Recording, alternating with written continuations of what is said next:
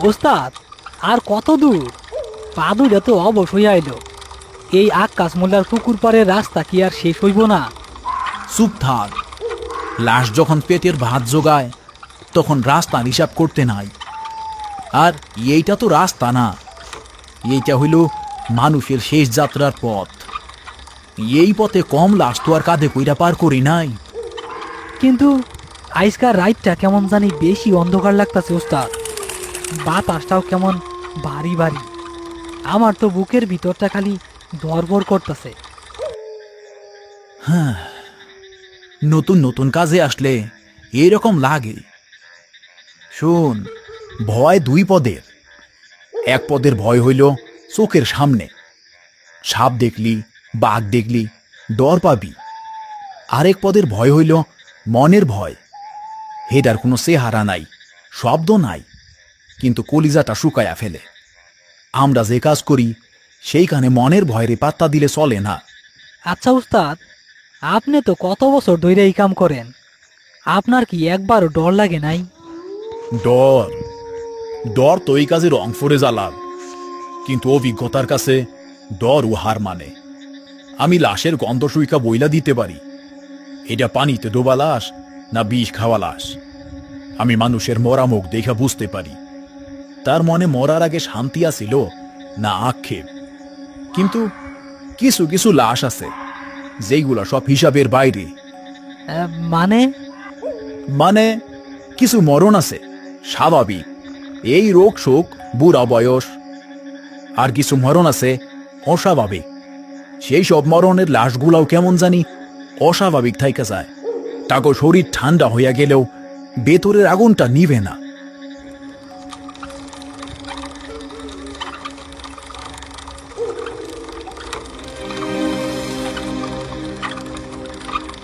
ইনি হচ্ছেন রফিক। জীবনের প্রায় 30টা বছর তিনি কাটিয়ে দিয়েছেন এই লাশ টানার কাজে। খুন, আত্মহত্যা, পানিতে ডুবে মরা, পচে গলে যাওয়া বেওয়ারিশ লাশ, এমন কোনো মৃত্যু নেই যা তার চোখে পড়েনি।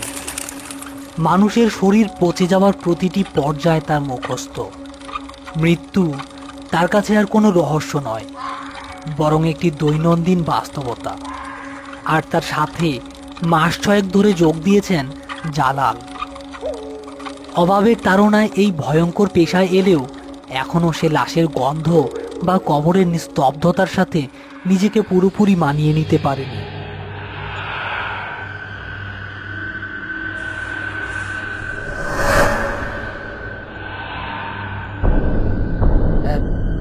উস্তাদ, শব্দ শুনছেন? আরে বাতাস, বাঁশের পাতা নড়তাছে হয়তো। না উস্তাদ, এটা বাতাসের শব্দ না, মনে হইল কেউ। উস্তাদ! রফিক, তোমার এত রাইতে খবর দেওয়ার জন্য আমি দুঃখিত, কিন্তু ঘটনাটা খুব খারাপ। আমজাদের ছোট মাইয়াটা পারুল গলায় দড়ি দিছে। ইন্না লিল্লাহি ওয়া ইন্না ইলাইহি রাজিউন। লাশ কই? লাশ এখনো নামানো হয় নাই। গ্রামের শেষ মাথায় যে শেওড়া গাছটা আছে না, এটার ডালে ঝুলতাছে। পুলিশকে খবর দিছি, তারা সকালের আগে আইতে পারবো না, কিন্তু গ্রামের মানুষ ডরাইতাছে। তুমি আর জালাল গিয়া লাশটা নামাইয়া নিয়ে আসো, যা খরচ লাগে আমি দেখব। শেওড়া গাছের নাম শুনতেই জালালের মুখটা শুকিয়ে গেল। ওই গাছ নিয়ে গ্রামে অনেক অলৌকিক কাহিনী শুনেছে সে। লোকে বলে ওই গাছে রাতের বেলা জিনপরীরা এসে বসে এবং অনেক পথিককে ওই গাছ বিপদে ফেলেছে। উস্তাদ, ওইটা তো অলক্ষণে গাছ, ওই আনে তো দিনের বেলাতেও কেউ যাইতে চায় না। ঠিক আছে চেয়ারম্যান সাহেব, আমরা যাইতাছি। টর্চ লাইটার মোটা দড়ি লাগবো। সব ব্যবস্থা আছে, কিন্তু সাবধানে যাইবা রফিক, জায়গাটা ভালো না। মাইয়াটা কেন যে মরার জন্য ওই জায়গাটাই বাঁচলো। রফিক কোনো উত্তর না দিয়ে জালালকে ইশারা করে। তারা প্রয়োজনীয় জিনিসপত্র নিয়ে আবার সেই অন্ধকার রাস্তার দিকে রওনা হলো। এবার তাদের গন্তব্য গ্রামের শেষ প্রান্তের সেই অভিশপ্ত শেওড়া গাছ। চারদিকে থমথমে পরিবেশ, চাঁদের আলো গাছের পাতা ভেদ করে নিচে নামতে পারছে না। বিশাল শেওড়া গাছটা অন্ধকারে এক বিশাল দানবের মতো দাঁড়িয়ে আছে। তার ঝুলে থাকা ডালপালাগুলোকে দেখে মনে হচ্ছে যেন অজস্র হাত। বাতাসে পচা পাতার গন্ধের সাথে কেমন একটা মিষ্টি অচেনা গন্ধ মিশে আছে। রফিক ও জালাল টর্চের আলো ফেলে ওপরে তাকায়। গাছের সবচেয়ে মোটা ডালটা থেকে একটি তরুণীর দেহ ঝুলছে। পরনের শাড়িটা বাতাসে অল্প অল্প দুলছে। মুখটা একদিকে কাত হয়ে আছে, লম্বা চুলগুলো মুখের উপর এসে পড়েছে। ইয়া আল্লাহ, কি ভয়ানক দৃশ্য! আমার দেখা কলিজা কাঁপতাছে উস্তাদ। চুপ থাক, মরা মানুষের সম্মান দিতে শিখ। এখন কান্দনের সময় না, কামের সময়। যা গাছে উঠ, আমি নিজ থাইকা ধরতাছি। আমি পারবো না উস্তাদ, আমার হাত পা কাঁপে। তাইলে তুই নিচে দাঁড়া, আমি উঠতাছি। টর্চটা ভালো কইরা লাশের উপর ধর, আর দড়িটা আমার কোমরে বাইন্ধা দে। রফিক গামছা দিয়ে মাথা বেঁধে অত্যন্ত দক্ষতার সাথে সেই বিশাল গাছে উঠতে শুরু করে। জালাল নিচে দাঁড়িয়ে ভয়ে ভয়ে টর্চের আলো ধরে থাকে। এই শেওড়া গাছটি গ্রামের বয়সের চেয়েও পুরনো। গ্রামের সবচেয়ে বয়স্ক লোকটিও তার দাদুর কাছে এই গাছের ভুতুরে গল্প শুনে বড় হয়েছে। শোনা যায় বহু বছর আগে এক ইংরেজ সাহেবকে এই গাছে ফাঁসিতে ঝুলিয়ে মারা হয়েছিল। তারপর থেকে এটি একটি অভিশপ্ত স্থান। পারুল নামের এই মেয়েটি কেন আত্মহত্যার জন্য এই গাছটিকেই বেছে নিল তা এক বিরাট রহস্য। জালাল, আমি এই দিক থেকে ফাঁসটা আলগা করতাছি। তুই দড়ি রন্ড মাথাটা দইরা আস্তে আস্তে লাশটা নিচে নামাবি। খবরদার যেন মাটিতে আসান না খায়। জি ওস্তাদ। রফিক মেয়েটির গলার ফাঁসটা খুলতে যায়। ঠিক সেই মুহূর্তে জালালের হাতের টর্চের আলোটা একটু কেঁপে ওঠে। আরে জলে না কেন? জল জল। হ্যাঁ, ও আল্লাহ! ওস্তাদ, ওস্তাদ, লাশ তো নড়তাছে। কি সব আবল তাবল বকস? বাতাসে দুলতাছে, শক্ত কইরা ধর। রফিক মেয়েটির গলার ফাঁসটা কেটে দেয়। সাথে সাথে জালালের হাতের দড়িতে প্রচন্ড এক টান পড়ে। জালাল শরীরের সমস্ত শক্তি দিয়ে দড়িটা ধরে রাখে এবং ধীরে ধীরে লাশটা নিচে নামাতে শুরু করে। লাশটা মাটি থেকে মাত্র কয়েক ফুট উপরে আসতেই ঘটে এক ভয়ঙ্কর ঘটনা। মেয়েটির মৃতদেহ, যা এতক্ষণ শক্ত এবং নিথর ছিল, হঠাৎ করে যেন জীবন্ত হয়ে ওঠে। তার শরীরটা অলৌকিকভাবে বেঁকে যেতে শুরু করে। তার হাত পা গুলো অদ্ভুতভাবে মোচড়াতে থাকে, যেন কোনো অদৃশ্য শক্তি তার শরীরের ভেতর থেকে হাড়গুলোকে ভেঙে দিচ্ছে। এইটা আমি কি দেখতাছি? জালাল ভয়ে চিৎকার করে দড়ি ছেড়ে দেয়। লাশটা ধপাস করে মাটিতে পড়ে, কিন্তু পড়ার সাথে সাথে লাশটা মাটিতে উল্টো হয়ে বসে পড়ে। তার হাত পা সব উল্টো হয়ে আছে।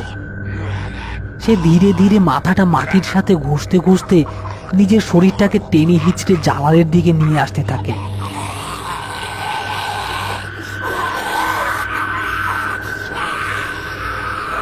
ওস্তাদ, বাঁচান!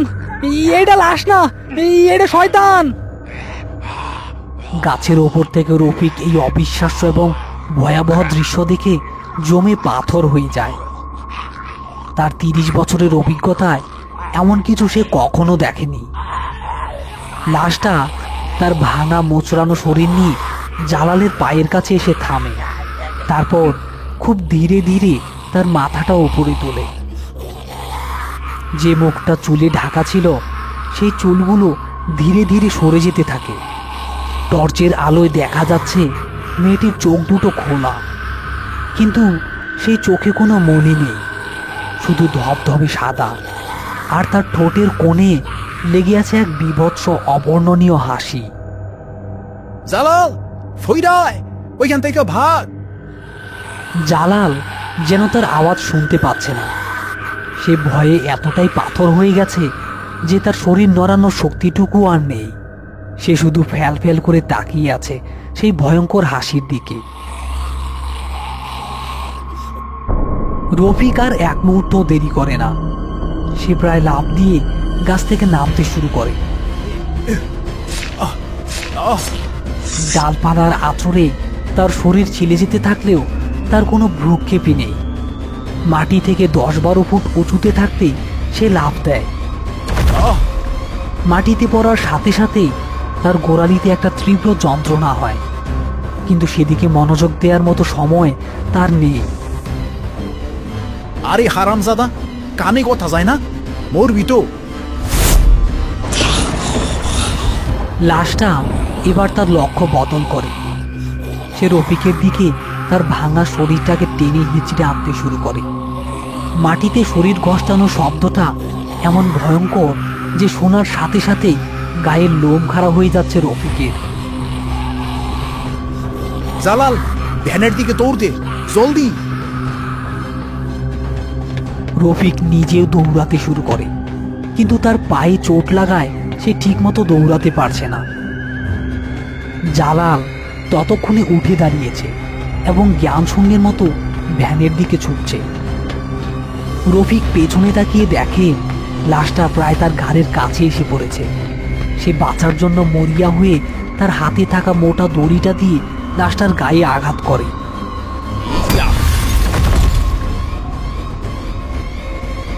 এই সুযোগে রফিক তার সমস্ত শক্তি দিয়ে দৌড়ে ভ্যানের কাছে পৌঁছায়। ভ্যান ছাড় জালাল, ভ্যান ছাড়। জালাল শরীরের সমস্ত শক্তি দিয়ে ভ্যানটি টানতে থাকে, কিন্তু ভ্যান এগুচ্ছে না। আরে লাগে না কেন, দে আমারে দে। রফিক জালালকে সরিয়ে এবার নিজেই ভ্যান হাতে তুলে নেয়। এবার তার শরীরের সমস্ত শক্তি দিয়ে ভ্যানটিকে এক ঝটকায় সামনের দিকে নিয়ে আসে। ওদিকে শেওড়া গাছের নিচ থেকে সেই লাশটা অন্ধকারের মধ্যে তাদের দিকে এগিয়ে আসছে। টর্চের আলোয় তার সাদা চোখ দুটো জল জল করছে। রফিক এক মুহূর্ত দেরি করল না। সে সর্বোচ্চ গতিতে ভ্যান চালিয়ে গ্রামের দিকে এগুতে থাকলো।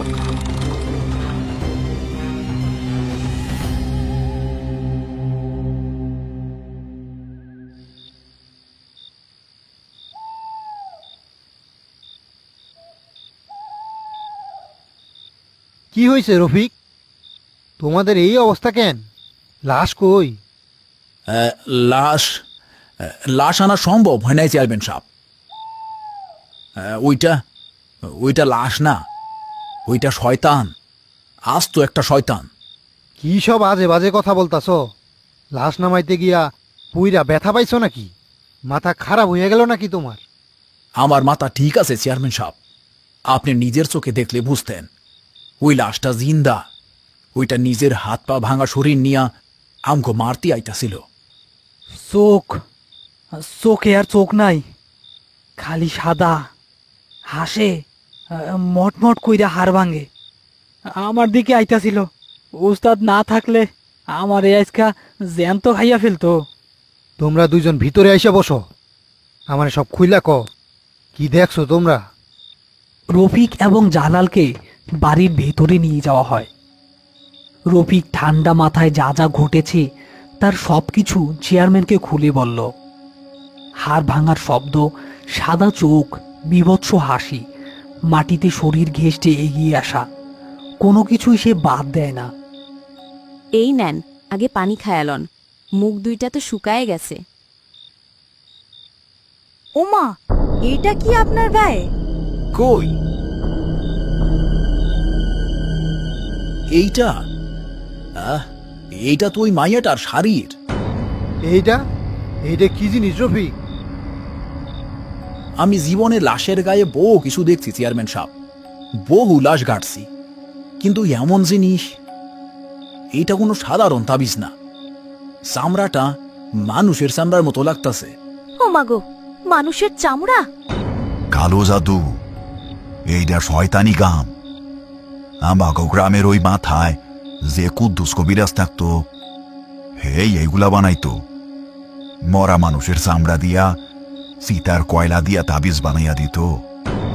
পারুল মাইয়া ডাকি তাইলে। চেয়ারম্যান সাহেব, আমি যখন লাশটার গলার ফাঁস খুলতে গেছিলাম তখন খেয়াল করছিলাম ফাঁসটা গলার অনেক নিচে, আর দাঁতটা সোজাসুজি, গভীর না। কেউ ফাঁস দিয়া মরলে তার গলার দাঁত উপর দিয়া বাঁকা হইয়া থাকে। মাইয়াটা আত্মহত্যা করে নাই, তারে অন্য কোথাও শ্বাসরোধ কইরা মাইরা ওই গাছে ঝুলাইয়া রাখা হয়েছে। আর এই তাবিজ, এইটা সব নষ্টের গোড়া। হায় রে, এ কোন বিপদে পড়লাম আমরা! এখন উপায়? পুলিশ তো এই জাদু টোনা কথা বিশ্বাস করব না। উপায় একটাই আছে, এই লাশ রে ইসলামী মতে দাফন করতে হইব, আর এই শয়তানি তাবিজটা রে নষ্ট করতে হইব। সূর্য উঠার আগে আমগো এই কাম করতে হইব, নাইলে এই অশুভ শক্তি সারা গ্রামে ছড়াইয়া পড়ব। আমি আমি আর ওই মুখ হমো না ওস্তাদ, আমারে মাফ করেন। আমি আর ওই শয়তানের কাছে যাবো না। আহা জালাল, ভয় পাস কেন? একা তো আর যাইতাছি না। মসজিদের ইমাম সাহেবরে খবর দেন চেয়ারম্যান সাহেব, উনার সাথে কথা কইতে হইব। এই তাবিজের ব্যবস্থা উনিই করতে পারবেন।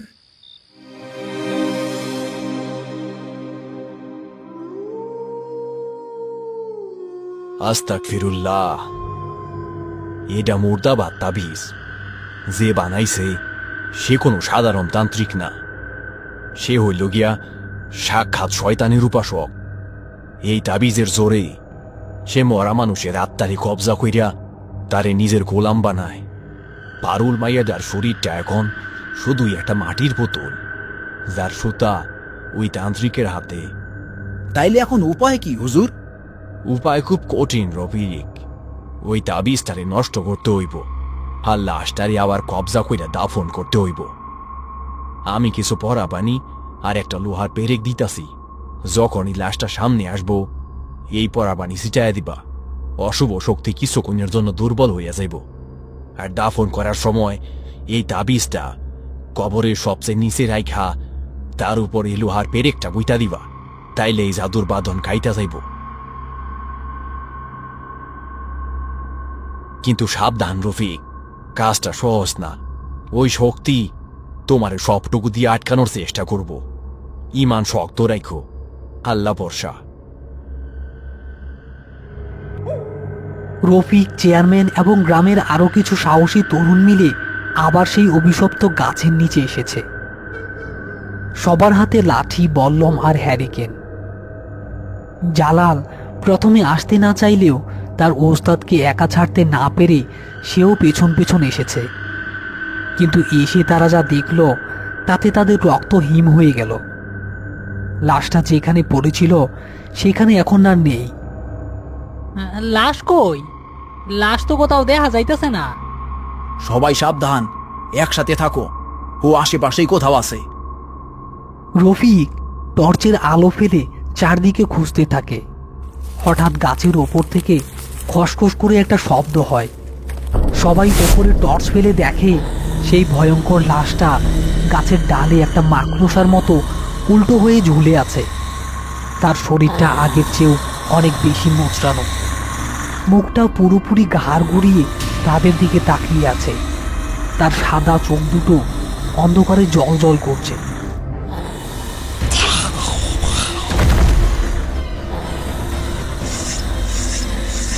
জালাল, ওরা পানি কই? পানি সিটা।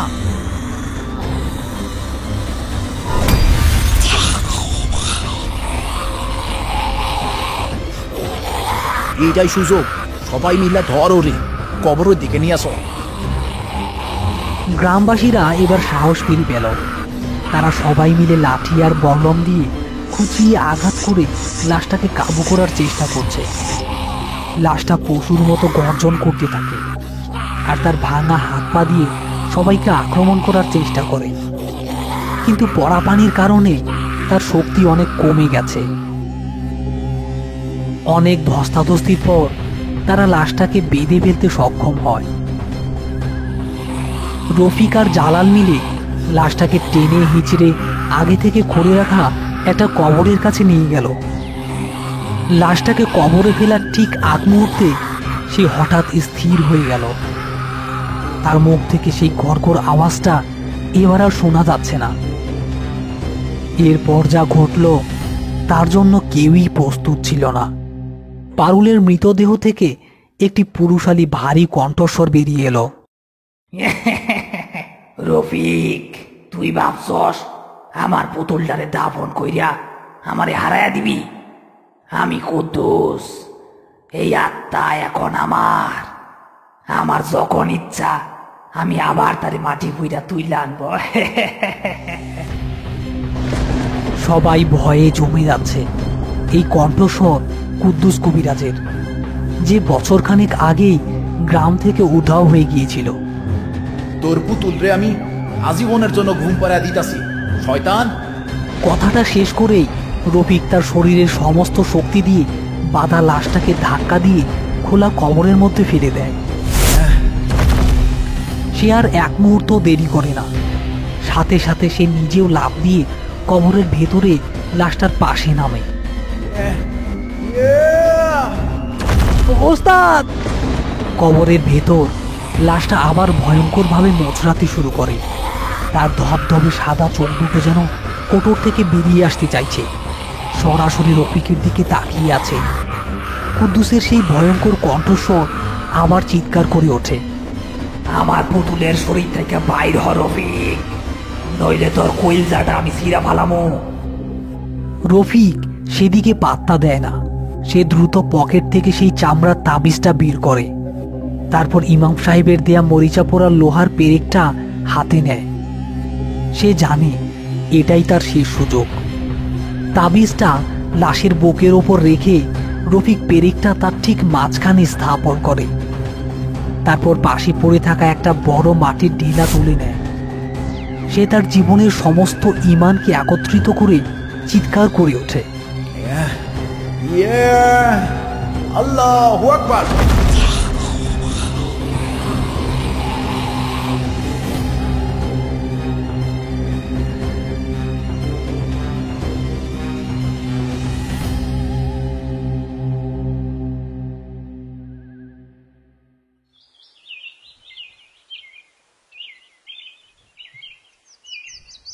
ওস্তাদ, আপনি কেমনে পারলেন?